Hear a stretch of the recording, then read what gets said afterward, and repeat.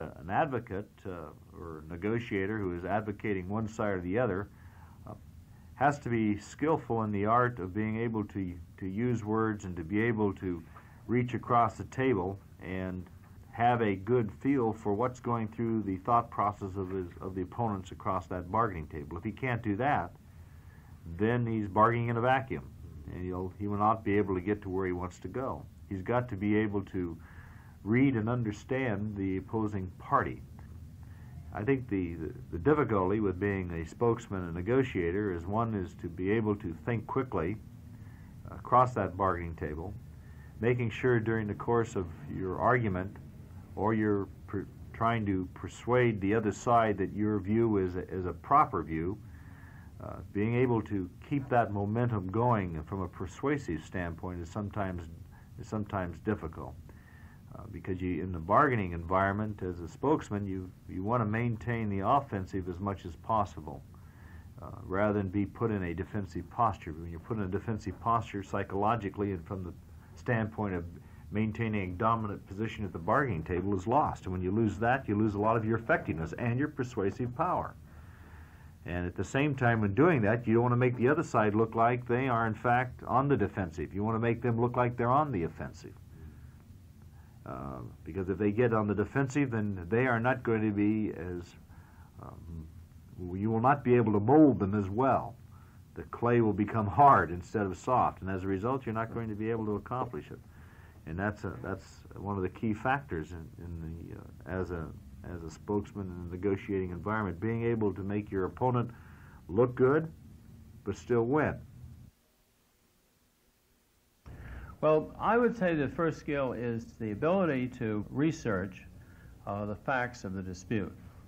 The person who comes to the table armed with a real knowledge of market value or a knowledge of the situation of the adversary or a knowledge of the real needs of the party that the advocate is representing, that person is the most likely to come out of the negotiations with a satisfactory arrangement.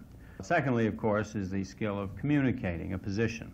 That is hardly taught anywhere in the academic world, and yet the ability to communicate a position across the table clearly when clarity is called for and obscurely when obscurity is called for is an extremely important thing for an advocate to have, for a negotiator to have in his battery of tricks. A third thing, I think, is to have some understanding of reading the signals that one's opponent is sending out. And that is probably something that's best learned through experience, from dealing with people, various types of people, learning to look at a negotiating situation from the other person's point of view. We see that particularly in the community disputes. A white Ivy League representative of a large institution will sit across the table from a group of black community people. And there is a tremendous blockage of communication both ways. This is important. If you're going to negotiate with somebody, it's very important to be able to read what's really in their mind and what their scale of values is. So I would say those are the three primary things: the knowledge of the facts and of the realities that are facing both parties, an ability to state the case with clarity and with an understanding of what the situation will require, and third, an ability to understand the other party and to be able to communicate at the same level that the other party is communicating at. Those were the voices of Mr. Joseph Gentile, a lawyer and professional negotiator, and Mr. Robert Coulson, President of the American Arbitration Association, describing several critical elements for successfully negotiating for compromise settlements, in which each party gets only part of what it wants. Compromises become necessary when the two parties have different and conflicting self-interest or values, but find it too costly to fight. In addition, many issues, but primarily economic ones, often involve a fixed resource, which limits the possibility of settlements in which both parties can get all they want. The challenge for negotiators under these conditions is to skillfully control the dynamics of the negotiation so that the differences between the parties are managed in a way which avoids escalation into a win-lose conflict. This challenge was accurately put by our two initial speakers, that in bargaining situations, it's important to maintain the offensive while at the same time making the other side feel that they too are on the offensive, the challenge of making your opponent look good but still win. And as part of this strategy, to accurately receive the signals from our opponents and being able to communicate with the other party so that they understand our position. One set of clues or signals a negotiator must search for is whether or not the opposing party is really interested in searching for a compromise.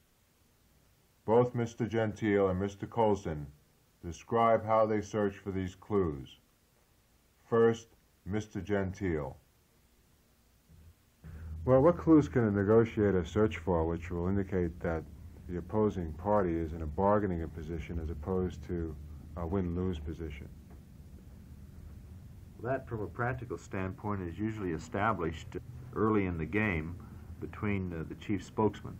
From a practical standpoint, the way I have always worked it is, particularly if I know who the chief spokesman is across the bargaining table, we'll simply go to lunch with that spokesman and not asking that other spokesman to break any confidences, nor expecting that other person to have me break any confidence. Say, is it possible to get an agreement, do you think? Are your people in a posture where they really want an agreement? Or are they so emotionally caught up on certain factors that initially we're not going to be able to reach agreement regardless? Particularly in dealing in labor management relations where a union is a political animal. The union is an elective type situation where the membership just have had it on certain matters, and regardless of what is said or done at the bargaining table, they're going to hit the bricks or strike.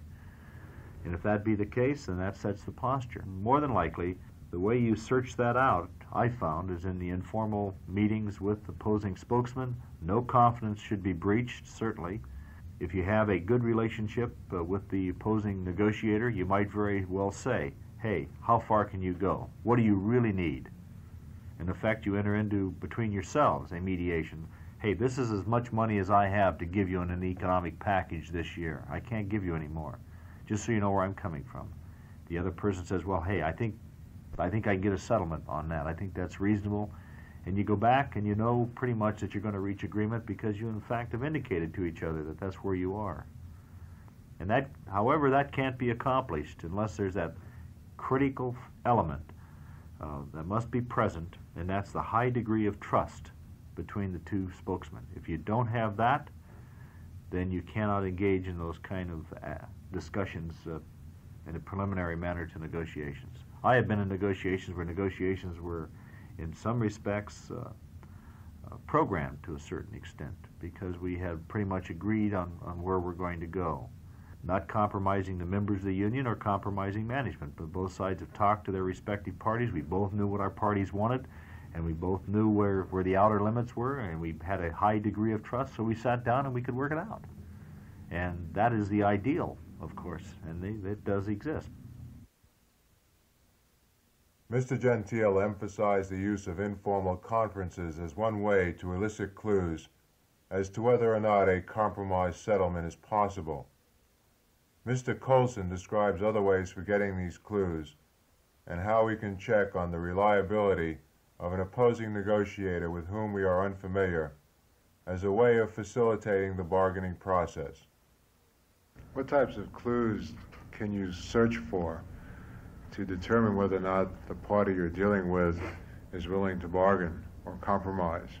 Of course, there are a lot of very obvious signals, such as the eagerness to return your calls, or the who's pushing for a meeting, the amount of advertising that's being done as to a product that's subject to being sold. What you're groping for is some signals that'll tell you about the attitude of the other party. You're trying to read the other party's character, not directly through getting a psychiatric report on him, but by looking for clues, looking at how he talks to you, how he seems to regard you, how eager he is to get on with the process. You also, of course, do a great deal of research as to what the reality of that person's situation is, and that will give you clues. What's involved is a creation of personal trust between the leading bargainers. Personal trust, and you develop that by working with the person over the years, or in making a person's reliability on faith, because that person has been reliable in other settings, in other negotiations. What really happens in most mature collective bargaining relationships, the two primary bargainers have been through enough together so that they can talk frankly, off the record, and then do their thing at the bargaining table openly, and both of them represent the best interests of their client. But they can also have frank discussion so that there'll be no misunderstanding. The most useless kind of breakdown in bargaining of that type takes place where there's an impasse or a strike because there's a failure to understand signals. And very often those signals should have been worked out between the primary two bargainers so that they can at least not have strikes where there's no need for strikes. I'd really like to tap your experiences here, Bob. Let me pose a situation. You are a negotiator representing management, and I am a negotiator representing labor, and we have not met, and you and I are involved in this negotiation process. How do you develop that level of trust and openness with me? If this is our first initial meeting, what kinds of steps do you go about to develop that kind of trust? Well, remember that these two organizations are not detached units. They have had an employment relationship for many years before. Even if this is their first contract negotiations, there are many people on both sides who have known each other, have worked with each other, and have reputations that they pass back and forth. So there are various media for speaking for the reliability of a new negotiator who comes on the scene. But in addition, I think the very first presentation of a new negotiator is very important. He has to be honest. He can't be saying things that are patently untrue. He has to show a knowledge of the organization that he's speaking for and a knowledge of the reality of the situation, because he has to establish his credibility across the table. And it's not simply a matter of establishing it with the individual who is the other prime negotiator. He has to establish it with all of the people on the other side of the table, and also, in many cases, with the people on his side of the table. So he has to show a knowledge of the situation. He has to show a realistic approach to negotiating, and he has to show that he's a sensible person. Now, that's very difficult to do in an initial presentation in collective bargaining, but that in general is what they're seeking to do. Then there's another means of communication. In many cases, not too far down the road in collective bargaining, a mediator enters the scene. And the mediator is another person who can certify the reliability of a negotiator to the other party. The mediator will go in and have a caucus meeting with the union and say, look, I don't know too much about this, but it doesn't seem to me that on that issue, is that really a primary need? Maybe you ought to let me go in and see if the employer would give a little, that would at least satisfy part of that need, and so forth and so on, trying to move the parties closer to the reality of the final settlement situation. A central issue in negotiating for compromise settlements is how firm negotiators should state their demands at the beginning of the bargaining process. Should they be tough or conciliatory? Should their initial stands represent a high aspiration level and then move to being conciliatory? Or should they state at the outset what they expect to be a fair settlement? Dr. Jeffrey Rubin, a psychology professor at Tufts University, and who is co-author of the book, The Social Psychology of Bargaining and Negotiation, describes a general rule to follow in stating an initial position and why it's important to follow this rule. Jeff, what factors should negotiators consider in deciding how firm their position should be during the bargaining process?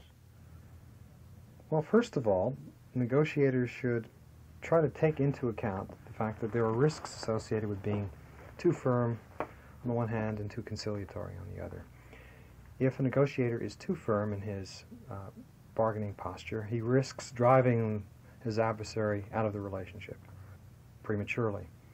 Conversely, if a negotiator is too conciliatory in his posture, not firm enough, he can probably guarantee negotiated settlement, but will probably end up settling for less than he might otherwise have gotten. So here the negotiator must chart a course between these two sorts of risks. Now, more specifically, when it comes to the sorts of factors that a negotiator ought to consider in deciding how firm to be during bargaining, I would say that it makes a lot of sense for a negotiator to generally start by bargaining tough, by adopting a firm posture, and then gradually making concessions from this initial tough stance, and by no means, under any circumstances, to do the reverse. A real disaster can be incurred if a negotiator begins by coming right out and saying exactly what it is that he will settle for, and then when he does not get what he wants from his adversary, he then proceeds to toughen up and become increasingly stubborn and recalcitrant. That's likely to be viewed by the other person as a dirty, nasty ploy, and is likely to engender a great deal of anger rather than result in agreement being reached. So, there seems to be a very clear norm in bargaining that makes a lot of sense, at least in our culture, and that is that one should start with an extreme opening demand and then gradually make concessions from this initial extreme posture going down toward the middle. And if one deviates from that norm of starting extreme and making concessions, one is likely to be viewed as somewhat peculiar, and one is also likely to be somewhat ineffective as a bargainer. Now, beyond this, it seems to me there's a very good reason why it makes sense to start with a firm posture and then gradually make concessions from this posture. By beginning with a tough initial stance, the bargainer gives himself an opportunity to more fully explore the range of possible offers that the other will be willing to consider and possibly accept. So by starting with an extreme initial offer, the bargainer gives himself latitude to maneuver in the proceedings, to sound out the terrain, to acquire information about the sorts of cards that the other person is really holding, because all we really know in bargaining is what the other person tells us he's got. And of major concern is the issue of what the other guy really is holding beneath the table. And a second important consideration, and a reason for starting tough and then making concessions subsequently, is that in doing so, a bargainer can create the impression that he's willing to yield. And as I indicated earlier, I think this is extremely important. Bargainers want to feel that they are competent and that they are effective. No one wants to be made a fool of.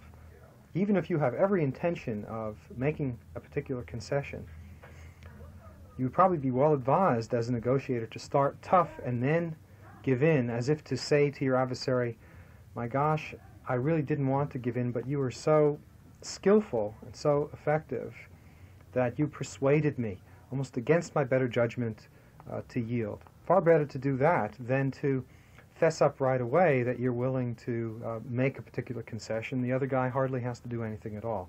Why? Because in this latter case, the other person will feel that your concession was independent of him. It had nothing to do with his ability to be competent and to be effective as a negotiator. Another important element in determining how firm or tough our initial position should be is an understanding of the other party's resistance point. This is important because if we take a position or make demands which go beyond this resistance point, we risk the danger of the other party breaking off negotiations. This condition raises the following questions. How do negotiators determine the range in which a compromise settlement can occur? What factors limit this range? Robert Coulson suggests that one important way for identifying this range or benchmarks in which serious bargaining will take place is to check out the pattern of settlements which have occurred in previous negotiations. He also describes the tactics and clues used by negotiators to influence their opponent's perception of a realistic compromise range and for winnowing out the issues which are not important to the opponent. In presenting an initial position for a person or a party that you're representing as a negotiator, what factors go into determining how firm that initial position should be? Well, I think there's an economic benchmark in almost every negotiation. If you're negotiating outside the field of labor relations, there's the market value usually, or the custom and practice in the market. If you're negotiating as to particular provisions of a lease, there are patterns in the market as to what most of the leases contain. There are prices on leases that are pretty well known in the business, and this is the benchmark against which both negotiators are probably trying to move their position.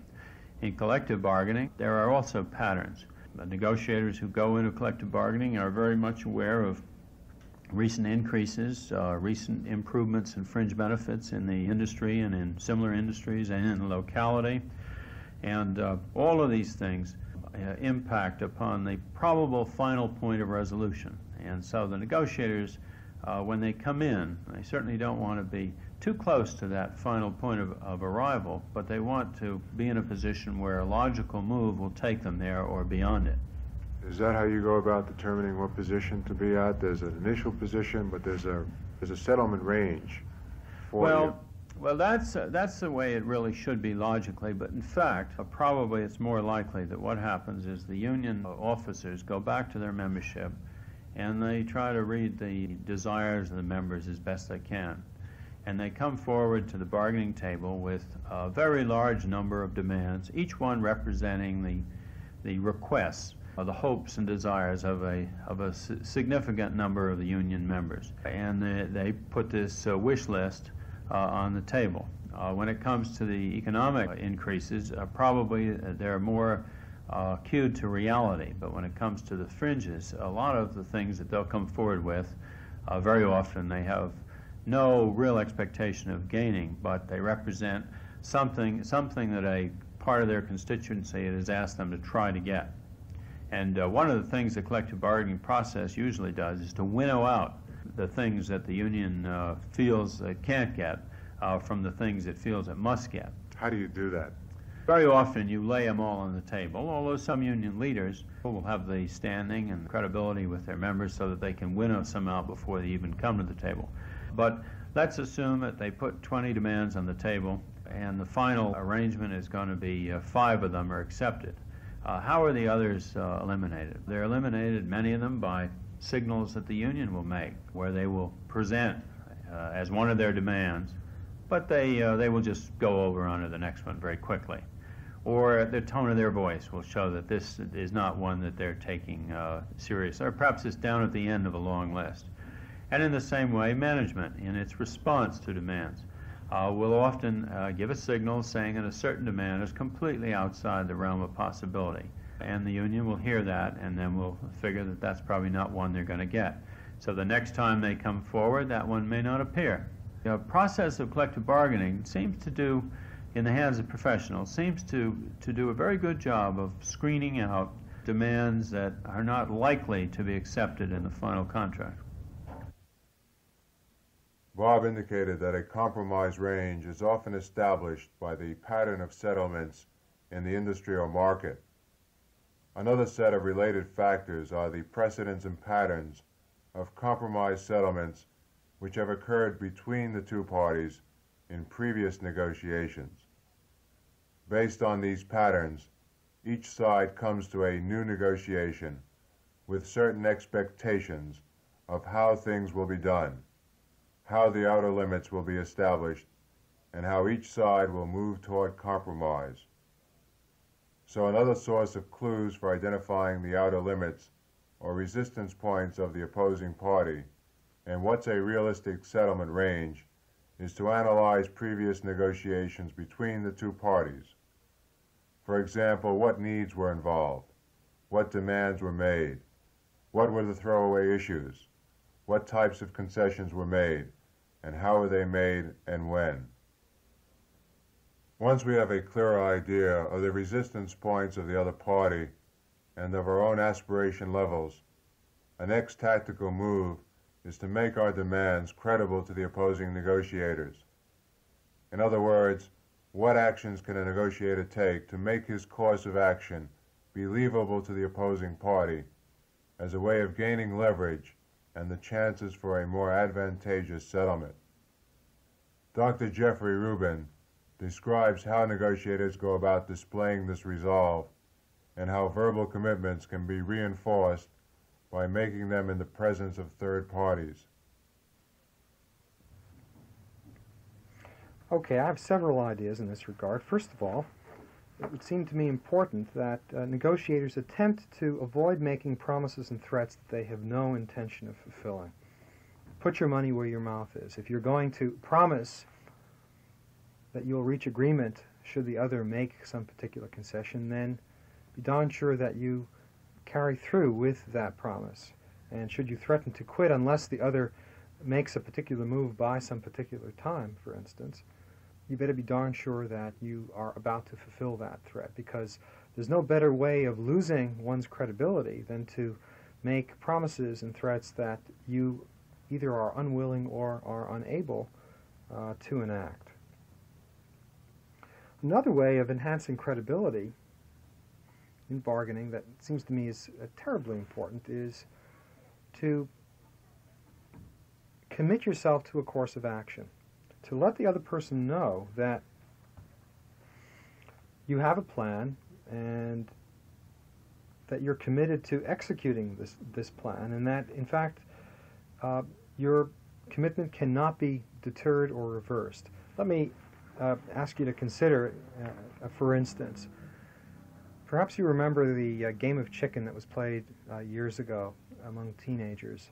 Imagine this situation. Elvis Presley and James Dean are in their jalopies on Lover's Leap, driving down toward one another at a furious breakneck rate of speed, and the girls are standing by watching, looking to see who the chicken shall be. In this particular event, Elvis and James are racing toward each other at full speed. The person who is the chicken is the person who will turn aside first. Now, this is a purely competitive situation. I don't think we can talk about this as a bargaining situation per se, but there is an important lesson to be learned here. Imagine that Elvis Presley, as the cars are hurtling down toward each other, in the last possible moment, in full view of James Dean, disconnects his steering wheel and sends it hurtling out the window. What has he done? Well, he's let Dean know that the situation is now out of Elvis's hands, that if a disaster is going to be averted, it's going to be averted only by a move on the part of James Dean, who will surely have to move his car out of the way because Elvis can no longer do so. Imagine further another little twist on this scenario. Imagine that even though Elvis is sending his steering wheel hurtling out the window, he actually has a little baby steering wheel that he's holding down beneath. Actually, he thus still has control over his car, but has led his adversary to believe that he no longer is control of it. Here, I think you can see the sort of diabolical possibilities in bargaining. Now, let's get back to bargaining. How would this apply? Well, I'm saying that one of the ways of making your position credible to an adversary is to commit yourself to a course of action analogous to throwing your steering wheel out the window. Committing yourself to a move in bargaining that forces the other to respond because things are now out of your hands. Thus, the bargainer might pledge himself to a particular concession, pledge himself to not going below a particular offer, and might put this in writing, submit it to a third party who sits someplace, thereby certifying his willingness to go so far but no further. Or consider the possibility of a bargainer making a commitment in full view of an audience, watching, just as these girls are presumably watching Elvis and James Dean hurtling back and forth on Lover's Leap. Imagine that one bargainer makes a commitment in full view of an audience, watching all this, thereby letting his adversary know that his face is on the line, his good name is on the line. He's committed himself to making a concession so far and no further. He's done this in the presence of an observing audience. Should he backtrack on this now, as much as he would like to, my God, he's going to be rendered a complete and utter idiot and fool, and thus he can't do it. Mr. Joseph Gentile describes additional methods by which negotiators can make their commitments credible. First, through being firm and assertive in stating one's position. Second, by making your position as specific as possible. Third, by getting your opponent, through questioning, to be specific as to what he sees as the issues. And fourth, also by asking questions and listening to avoid revealing your position too soon. This fourth technique, by minimizing the amount of information a negotiator gives to the other party about his position, and by asking questions, allows the negotiator to generate the information he needs to test the appropriateness of how firm his commitment to a course of action should be and where he has to take a hard line. How should negotiators frame and communicate their positions to have maximum credibility? They should generally do it in a manner that lets the other side know exactly what their position is without gamesmanship or subterfuge. Now, those are difficult words to define, but they should be right up front about where they're going. Across the bargaining table, let them know this is an important item to us. Therefore, hey, we need this. We see that you need this point. We recognize we've had a problem in this area. You have a valid point. You have a valid argument. We can agree with you conceptually. Maybe we can't agree with you mechanically, but we can agree with you in concept and philosophy. And we're willing to explore it and try and put some language together in that regard. That's the kind of process you go through. At the same time, if you have that high degree of trust, you lay it right out to them, probably in an informal meeting with the other spokesman. What happens when you don't have that high degree of trust? Well, then you go to the bargaining table, particularly if you go to the labor management relations. You've never seen the spokesman before. You don't know how far you can trust the spokesman. You don't know whether the spokesman is intelligent. You don't know whether the spokesman has an axe to grind, a political problem, an emotional problem. So as a result, you go very carefully. Generally, the mechanism, the technique that I would use at that point in labor management relations, if they have given to me a proposal to change certain terms and provisions of an agreement, I will take that document and I will go through that document with them, asking them questions and answers about each of their proposals, not volunteering our position whatsoever. In fact, telling them right up front, I'm not going to respond to this, but I want to make sure before we do respond that we fully comprehend and understand what you want. Now, one of the critical factors in this question of answer session, in effect, is asking, why do you want this change? Why is this important? Have we had a problem in this area? If we haven't had a problem, why do you want to change it? Just for the sake of change. And that's how you start out. And seeing the response by that unknown spokesman, in this example that I'm going through, will give you a lead as to how far that person goes. Because that person starts to equivocate with you, starts to hedge, starts to play games with words, then you know that you do not have that degree of relationship. Then, in order to hopefully break that down, the next step after going through, making your inquiries, being reasonable about your inquiries, not trying to embarrass, of course, not trying to shame, not trying to ridicule or cut down or be patronizing in any way, you then come back and say, now we'll respond to your proposals. And you start responding. We see this as an important item. We can agree with that. We can agree with what you have proposed. Or the second alternative, well, we can't agree with your language, but we can agree in concept with what you have said. In other words, we think the point you raise conceptually is an important consideration, but the way you frame the language, you've got some problems. Why don't you draft some language and give it back to us, and we'll take another look at it. The third area is simply saying, at this point, we can't agree with you on this, but rather than take and put everything in cement, you say, rather than saying, we're going to reject your proposal, we're not saying we're rejecting it. I doubt we can agree to it. So we're going to hold this matter, or we're going to table this matter. I usually, at that second phase of negotiating strategy, avoid the concept of a flat rejection. Now, you've made two steps at that point in the bargaining strategy. Now it's up to them to respond. Now, if they respond by taking a hard line where we have said we're willing to talk about it, but we can't agree with your language, that tells you something. You've got a hard bargaining session ahead of you. So then if they respond in that manner, then the third time you come back is hard line. You take a harder line. You're fair, you're firm, you're friendly, but you're not familiar. The 4 F's, if you want to call it that. But you let them know that you're not going to let them roll over you.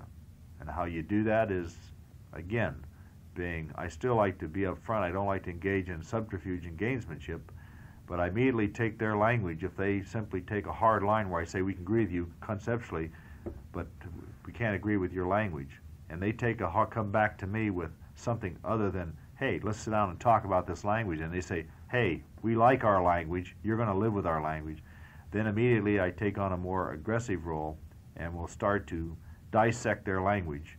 And to the point, I may engage in a possibility of putting them on a very strong defensive, in spite of my other comments that I made.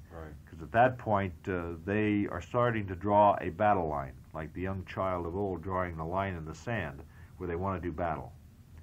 And that, again, So next steps. as the opponent starts to draw a battle line, your strategy is to become... You still attempt to establish this rapport, this trust, this relationship. But it's out of a position of strength. But then they're letting you know that all of a sudden that they're taking that hard line, so then you take the hard line yourself. And the hard line is make them earn everything that they want at that table. Even though you said you would agree to it, fine, you don't want to go back on that, but you go back and maybe nitpick some of the fine language. And at that point you might very well tell them, we said we would table this, but apparently you're not willing to talk about it. So since you're not willing to talk about these other items, let me just establish for you right now, we reject that item. And you start establishing your own dominance that way. Okay. Would you consider that a stalemate at that point? No, you're still talking. Still talking. Still talking, but you're talking from a harder line. It's not the more relaxed, friendly environment of compromise and let's get a settlement. Okay. We're talking at that point, if the trajectory of hardline bargaining continues, the ultimate will be, in the labor management forum, economic action by either side. The union striking, slowing down, management locking out and replacing. All right, you're at that position, Joe. What do you do to get the opponent to modify their position? You mean that you're at the point of impasse? You're at the point of both taking a hard line. Well, it all depends on where you sit in the battle. If you're in the valley, you don't yell charge. If you're on the mountaintop, you'll yell charge. Now, depending on where you are in the bargaining scheme, is directly related to whatever power base you're sitting on. If the employer you represent can take a strike, you sit from one posture. If the employer you represent in the bargaining environment cannot take the ultimate economic weapon of a union and labor management relations, that is the strike, then you have to start to cave. And the way you cave is very critical, because in caving, or backing down, you've got to have your retreat avenues clearly marked. So it doesn't look like you're retreating, but yet you're retreating, maintaining your credibility as a strong power, even though you have no power. If you can't take the ultimate strike, you have no really bargaining power. And maintaining some sort of a dominant position in spite of your position. It's the old bluff of the chimpanzee that waves the branches, but he's the weakling in the tribe, but everybody is bluffed because he waves the branches. Little do they know that he really can't back up any of his waving of the branches. How do you bluff effectively then? What kinds of steps do you take to ensure that your bluff will be seen as credible? Well, you have to indicate to the opposing party that you are willing to take them on in the economic battle if you reach that point. At the same time, you say, it's not to our advantage, it's not to your advantage. The plant is shut down, we're going to have to replace. It hurts us, it hurts you. Therefore, you appeal to their common sense, in effect, as to, if the business operates, it's to your advantage, it's to our advantage. There's a mutual symbiotic relationship type of situation here. You need us as much as we need you. You need the plant, we need the labor. We can't operate like this. And depending upon the industry that you're in, like steel, for example, right now, both labor and management simply take a look at foreign steel. Now, if we can't get together and we're shut down, we're going to lose our market position. We lose our market position, it's going to affect the jobs, it's going to effectuate layoffs, you're going to lose, we're going to lose business, our profit structure will go down, everybody's going to get hurt. That's one of the reasons why the steel industry, after that catastrophic 1959 steel strike that I was involved in, why they changed their bargaining posture, where they did build in a different mechanism at the terminal step of an impasse in the bargaining environment. And that, again, you see there's so many variables, the variable of the industry, the market conditions, the competitive position, all of these factors come into play. Say your party is willing to make a concession, and you want to make a concession without letting the other party get the idea that further concessions are forthcoming. How do you do that? Well, again, it depends on the personalities involved, and it depends on your bargaining posture, it depends on your position of strength, it depends on your power base, and really depends on the whole environment that you have created during the bargaining, because you create your bargaining posture. And it's kind of difficult to answer the question simply without having all of these variables in line.